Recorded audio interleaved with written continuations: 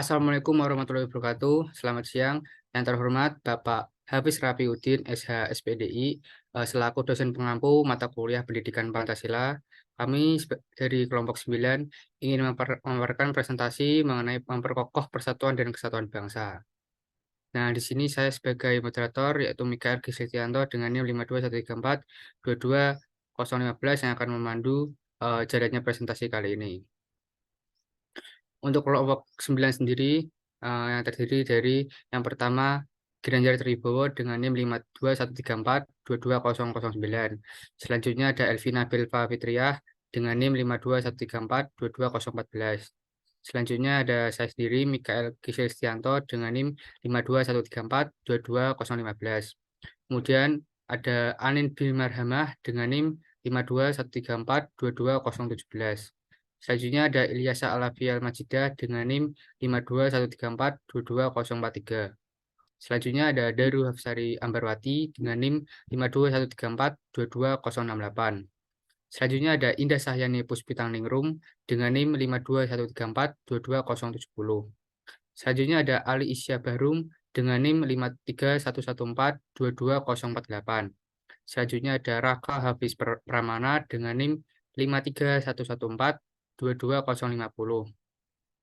Yang terakhir ada Rio Wardana Nasution dengan NIM 53114-22113. Nah, dari kelompok 9 ini akan mempresentasikan tentang 5 materi, yaitu yang pertama ada makna persatuan dan kesatuan, yang kedua ada faktor pendorongnya, ketiga ada faktor penghambat, keempat ada implementasi sikap, dan yang terakhir kelima ada sikap menghadapi ancaman. Untuk materi yang pertama yaitu tentang makna persatuan dan kesatuan bangsa yang akan disampaikan oleh Saudara Ginanjar Tribowo dan Saudari Elvina Belva. Kepadanya saya persilahkan. Baik, moderator, terima kasih atas waktunya. Jadi di sini saya akan memaparkan mengenai apa sih makna persatuan dan kesatuan, kedudukan Pancasila sebagai perekat persatuan dan kesatuan. Yang pertama itu, Pancasila itu merupakan dasar negara dari NKRI ditandai bersamaan dengan ditetapkannya atau disahkannya UUD 1945 pada tanggal 18 Agustus 1945 oleh PPKI. Rumusan Pancasila dalam UUD sendiri itu tercantum pada pembukaan UUD, yaitu pada alinea keempat. Secara legal formal, tersurat dan termuat adanya 5 sila bagi kehidupan bernegara Indonesia. Pancasila sebagai dasar dan ideologi negara secara legal formal sah menurut hukum. Menurut Noto Nagoro, Pancasila itu sebagai pandangan hidup atau way of life, atau Pancasila sebagai falsafah bangsa. Alasan logis ilmiah filsafat inilah yang menjadikan Pancasila keberadaannya itu tidak bisa diubah oleh siapapun. Karena merubah Pancasila, ekstensi Pancasila itu sama dengan merubah atau membubarkan NKRI. Dan hal tersebut itu harus dihindari.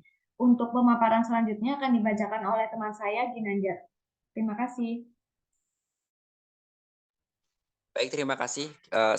Kali ini saya akan melanjutkan dari makna nilai persatuan dan kesatuan bangsa Indonesia. Oke. Yang kedua itu ada nilai persatuan dan kesatuan Indonesia. Jadi nilai persatuan dan kesatuan Indonesia ini mengandung arti bahwa usaha ke arah bersatu dalam kedaulatan rakyat untuk membina nasionalisme dalam negara.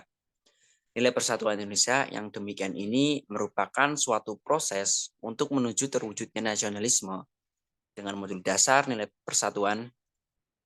Semua warga negara Indonesia, baik yang asli maupun keturunan, dan dari macam-macam suku bangsa dapat menjalin kerjasama yang erat dalam wujud gotong royong maupun kebersamaan. Dalam nilai persatuan dan kesatuan, terkandung adanya perbedaan-perbedaan yang bisa terjadi di dalam kehidupan masyarakat dan bangsa, baik itu perbedaan bahasa, perbedaan kebudayaan, adat istiadat, agama, maupun suku. Nah, perbedaan-perbedaan itu jangan dijadikan alasan untuk berselisih, tetapi justru menjadi daya tarik ke arah kerjasama, ke arah resultante atau sintesa yang lebih harmonis. Hal ini sesuai dengan semboyan kita, yaitu Bhinneka Tunggal Ika. Nah, dalam membangun kebersamaan sebagai wujud nilai persatuan antar elemen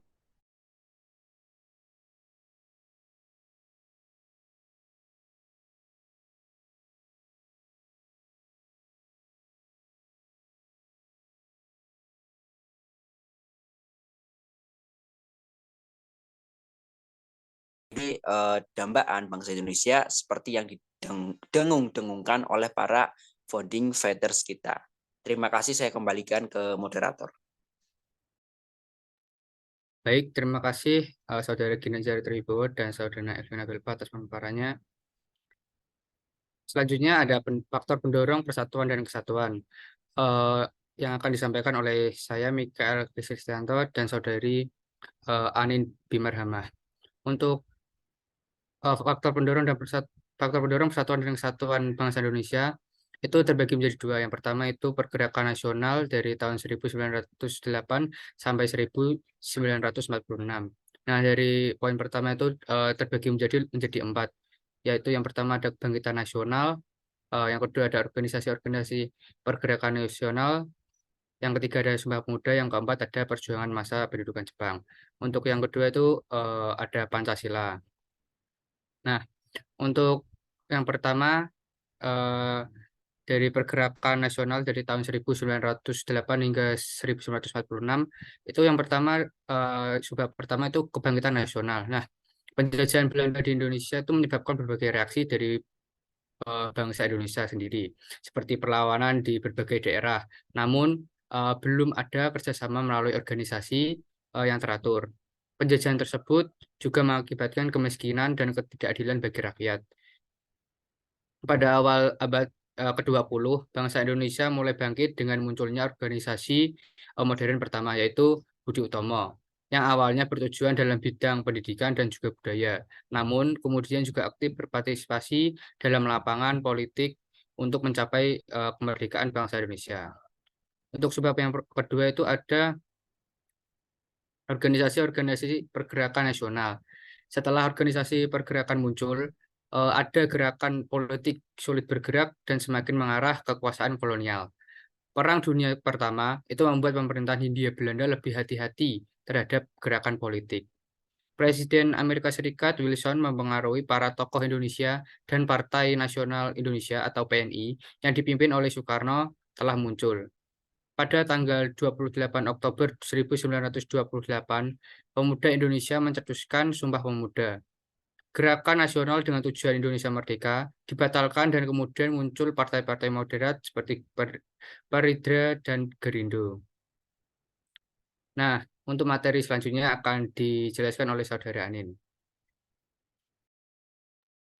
Baik, terima kasih. Untuk poin yang ketiga dalam pergerakan nasional tahun 1908 sampai 1946 sebagai faktor pendorong dari persatuan dan kesatuan Pancasila, yaitu ada Sumpah Pemuda. Kongres Pemuda di Indonesia diadakan pada tanggal 27 sampai 28 Oktober tahun 1928 di Jakarta. Hasil Kongres Pemuda II ini adalah Sumpah Pemuda. Peran Sumpah Pemuda dalam sejarah perjuangan kemerdekaan Indonesia bahwa tuntutan perjuangan bangsa Indonesia yang semakin tegas, persatuan nasional menjadi inti bergerak perjuangan bangsa dan kemudian mempunyai pengaruh yang besar dan luas pada alam pikiran bangsa Indonesia. Sumpah Pemuda menjadi faktor pendorong persatuan dan kesatuan Indonesia karena di dalam Sumpah Pemuda terdapat semangat untuk mengatasi perbedaan-perbedaan yang ada di Indonesia, bahwa bahasa Indonesia menjadi sebagai bahasa persatuan untuk mengatasi perbedaan bahasa di daerah. Selain itu, Sumpah Pemuda tersebut juga mengandung semangat untuk bersatu dalam satu bangsa, satu tanah air, meskipun terdapat perbedaan agama, suku, dan budaya. Poin yang keempat adalah perjuangan masa penduduk Jepang. Perjuangan penduduk Jepang pada masa Perang Dunia Kedua merupakan salah satu faktor pendorong persatuan dan kesatuan Indonesia. Meskipun pada masa pendudukan Jepang di Indonesia tidak sepenuhnya positif dan diwarnai dengan penindasan dan kekejaman terhadap rakyat Indonesia. Namun perjuangan rakyat Indonesia melawan penjajahan Belanda Jepang telah menjadi faktor penting dalam membangun persatuan dan kesatuan Indonesia. Next. Faktor pendorong persatuan dan kesatuan Indonesia yang selanjutnya adalah Pancasila. Pancasila adalah dasar negara Indonesia yang menjadi faktor pendorong persatuan dan kesatuan di antara bangsa-bangsa Indonesia. Pancasila terdiri dari 5 prinsip dasar yang masing-masing memiliki makna penting dalam membangun persatuan dan kesatuan. 5 makna prinsip dasar Pancasila pada setiap sila. Yang pertama yaitu ketuhanan Yang Maha Esa, yaitu memiliki prinsip mengajarkan bahwa ada satu Tuhan yang diakui oleh semua agama Indonesia, sehingga mempersatukan seluruh umat beragama dan dalam kerangka keberagaman agama. Sila kedua, kemanusiaan yang adil dan beradab. Prinsip ini menegaskan bahwa manusia harus dihormati, dihargai, dan diperlakukan secara adil dan beradab. Pada sila ketiga Persatuan Indonesia, prinsip ini menegaskan pentingnya persatuan dan kesatuan sebagai ciri khas Indonesia. Yang keempat, kerakyatan yang dipimpin oleh hikmat dan kebijaksanaan dalam permusyawaratan perwakilan. Prinsip ini menegaskan kepentingannya demokrasi dalam membangun keadilan dan kesejahteraan bagi seluruh rakyat Indonesia. Yang kelima, keadilan sosial bagi seluruh rakyat Indonesia, yaitu prinsip ini menegaskan bahwa pentingnya keadilan sosial dan kebersamaan dalam membangun negara yang adil dan sejahtera. Dengan prinsip-prinsip tersebut, Pancasila menjadi faktor yang penting dalam membangun persatuan dan kesatuan di Indonesia.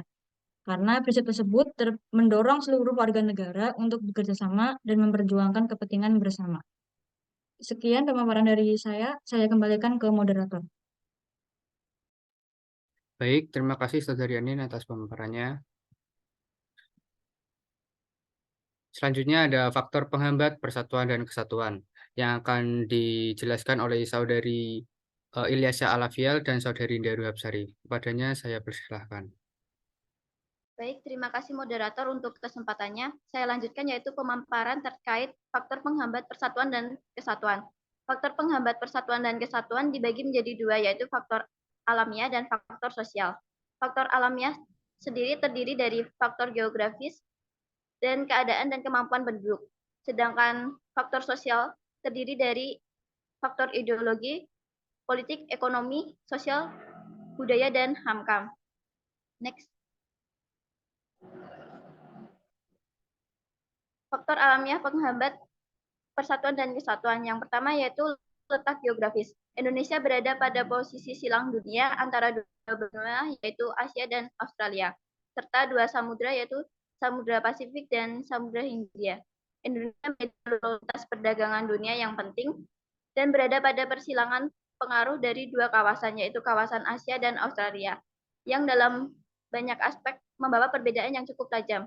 Di samping itu, Indonesia merupakan negara kepulauan di mana satu pulau memiliki karakteristik yang berbeda dengan pulau lainnya, yang membawa keberagaman budaya, adat istiadat, keindahan, potensi kekayaan alam, dan sebagainya, yang dapat dipandang sebagai kekayaan bangsa. Namun di sisi lain, perlu disadari bahwa kondisi negara kepulauan tersebut juga membawa potensi disintegrasi bangsa. Kondisi geografis tersebut kemudian melahirkan geopolitik dan geostrategi. Geopolitik adalah kebijakan politik suatu negara untuk memperhitungkan posisi geografis, sedangkan geostrategi adalah pelaksanaan dari geopolitik. Persoalannya adalah bagaimana dengan kondisi geografis yang ada kita bisa mengambil manfaat yang sebesar-besarnya demi kepentingan bangsa dan negara, serta mengurangi pengaruh-pengaruh negatif yang dapat muncul darinya. Yang kedua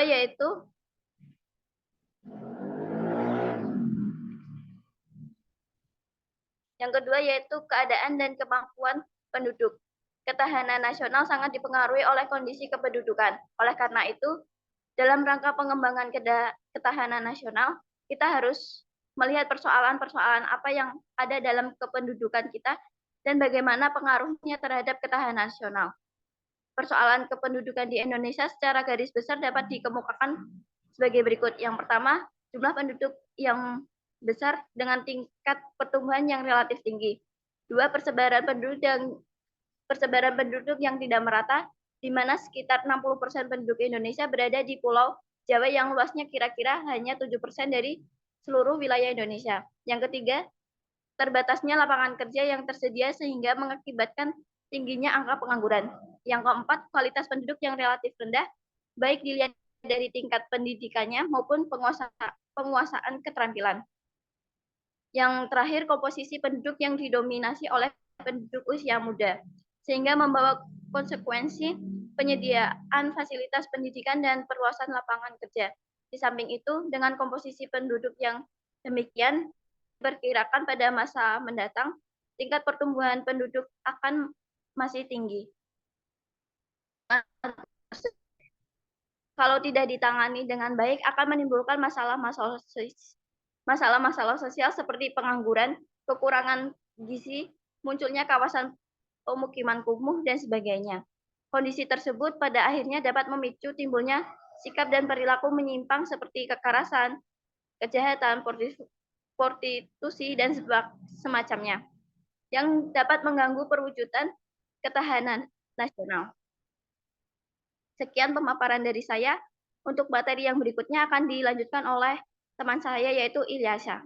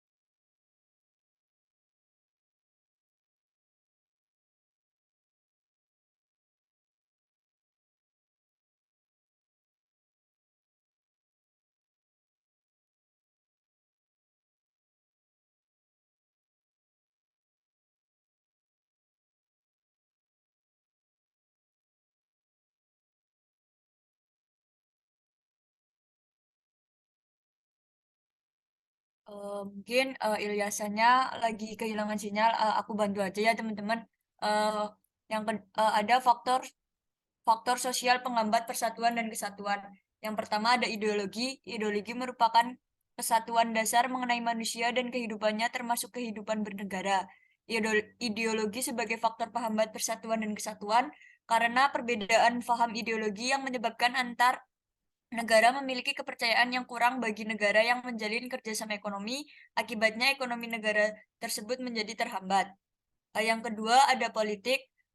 Banyaknya partai politik memperbesar peluang terjadinya friksi-friksi politik dalam masyarakat dan konsensus politik menjadi lebih sulit untuk diwujudkan.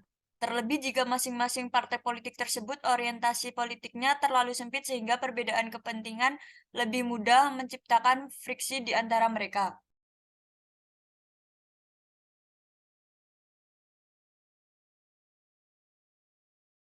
Yang selanjutnya ada di bagian ekonomi. Kondisi ekonomi yang timpang bisa memperlemah persatuan dan kesatuan bangsa. Jadi, apabila ketimpangan dan ketidakmerataan pembangunan serta hasil-hasil pembangunan masih belum dapat diatasi, dapat menimbulkan ketidakpuasan hingga perpecahan. Selanjutnya yang keempat ada sosial budaya.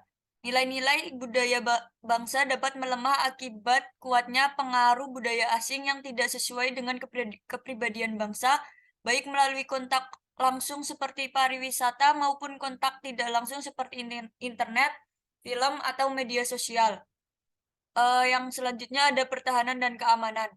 Faktor penghambat persatuan dan kesatuan di bidang pertahanan dan keamanan pada umumnya berupa ancaman militer dengan menggunakan kekuatan bersenjata. Ancaman tersebut dinilai mempunyai kemampuan membahayakan kedaulatan negara, keutuhan wilayah, dan keselamatan segenap bangsa.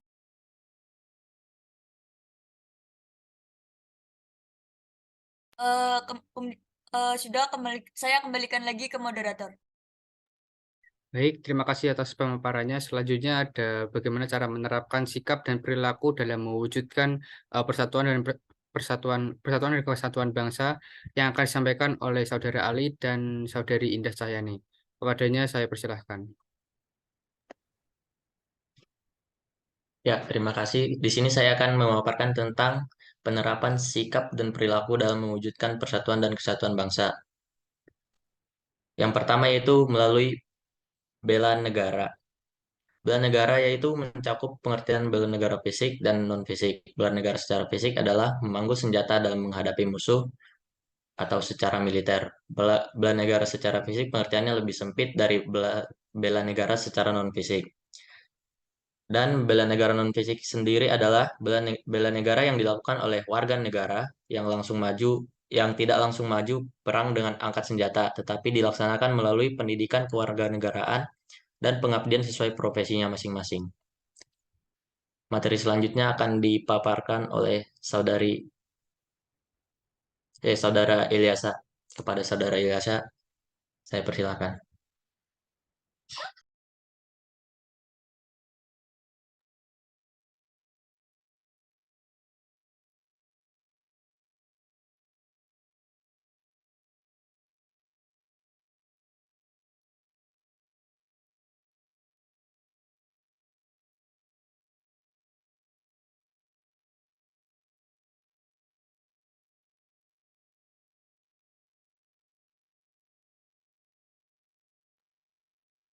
Sepertinya Ilyasanya ketendang lagi ya.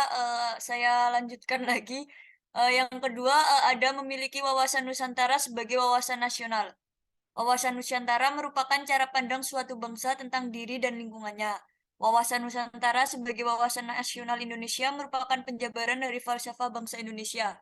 Pancasila sesuai dengan kondisi atau keadaan geografis negara serta sejarah yang dialaminya. Melalui wawasan tersebut, bangsa Indonesia menentukan cara-cara pemanfaatan kondisi geografis, kondisi sosial budaya, dan lingkungannya dalam rangka menjamin kepentingan nasional dan mencapai cita-cita nasional.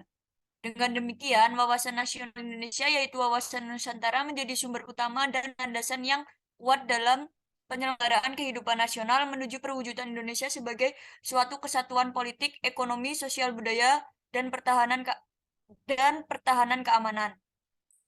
Ada beberapa contoh keberhasilan pelaksanaan asas wawasan Nusantara. Yang pertama dalam bidang politik, contoh keberhasilannya yaitu pelaksanaan pemerintah berlangsung secara demokratis. Kemudian tidak adanya aksi massa untuk menghancurkan pemerintah. Yang ketiga ada banyak rakyat yang berperan mengawasi jalannya pemerintah. Dalam bidang hukum, contohnya ada UU dibuat untuk kepentingan rakyat. Semakin berkurangnya tindakan kriminal dan rakyat berpedoman pada Pancasila dan Undang-Undang Dasar dalam kehidupan sehari-hari. Adapun dalam bidang ekonomi, contoh keberhasilannya yaitu fakir miskin terpelihara oleh pemerintah, rakyat lebih suka memberi produk dalam negeri.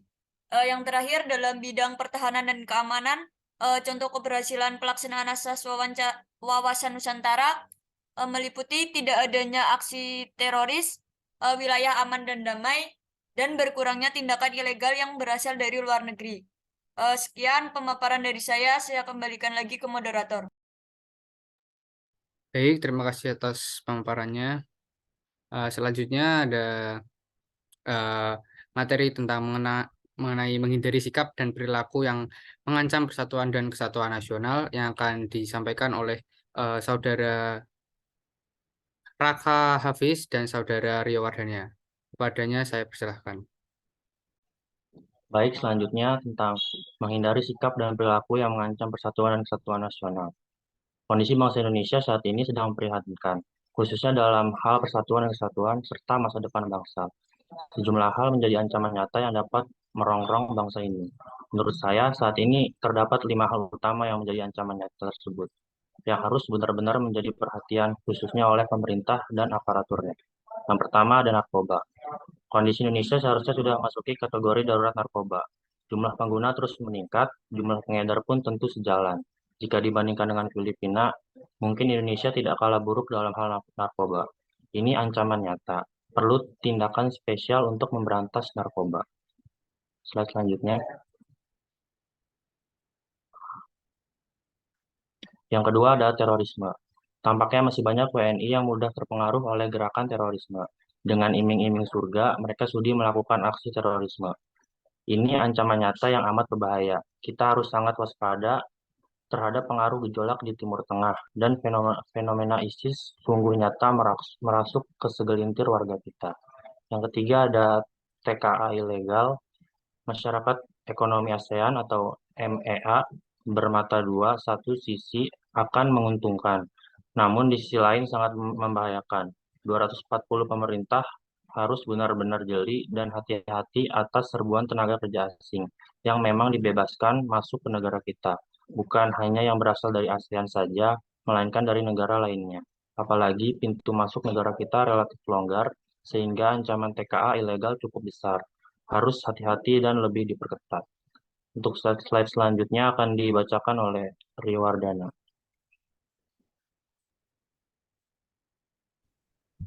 Oke, yang keempat ada radikalisme. Radikalisme mirip-mirip dengan terorisme. Otak sebagian warga Indonesia dicuci untuk bersikap seolah-olah negara atau pemerintah yang sah selalu salah. Mereka menganggap sah melakukan tindakan radikal untuk melawan pemerintah yang sah. Yang kelima ada cengkraman asing. Ancaman ini sudah hadir sejak lama. Makin ke sini, cengkraman asing khususnya dalam bidang ekonomi kok tidak mengendur. Justru makin banyak dan bertambah aktornya. Dulu ekonomi kita dikuasai kubu barat, sedangkan mulai dicengkram oleh kubu lainnya. Lama-lama kita tidak punya lagi kemandirian ekonomi, NKRI terancam. Untuk selanjutnya saya kembalikan kepada moderator. Baik, terima kasih atas paparannya. Untuk kesimpulan akan dibacakan oleh Saudari Ilyasa yang dari tadi kepental. Kepada Saudari Ilyasa, saya persilahkan. Terima kasih atas waktunya moderator. Saya akan membacakan kesimpulan dari pemaparan materi tadi. Persatuan dan Kesatuan Bangsa Indonesia merupakan faktor penting dalam membangun sebuah negara yang kuat dan berdaulat.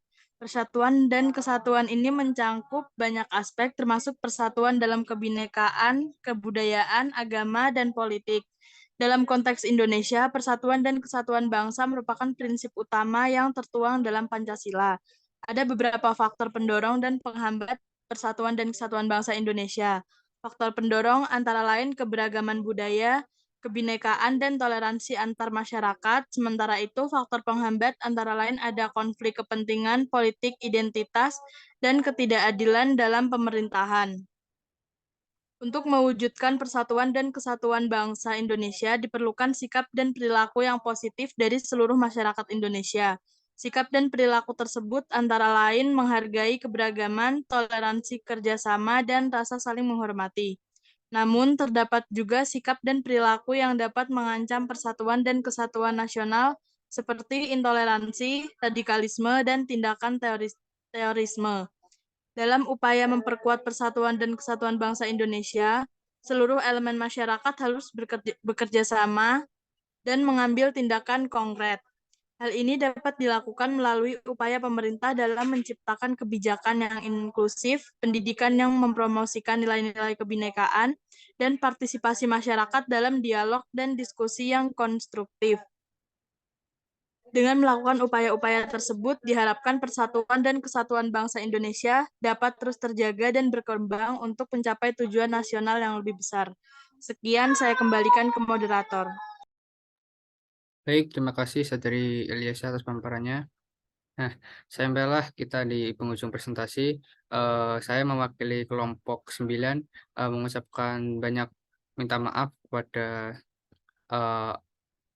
penonton semuanya, terutama kepada dosen pengampu kita. Sekian dari kelompok kami pemaparan pada presentasi sore hari ini. Mohon maaf apabila terdapat salah kata dalam pengucapan maupun saat menjelaskan tadi. Kami dari kelompok 9 pamit undur diri. Wassalamualaikum warahmatullahi wabarakatuh.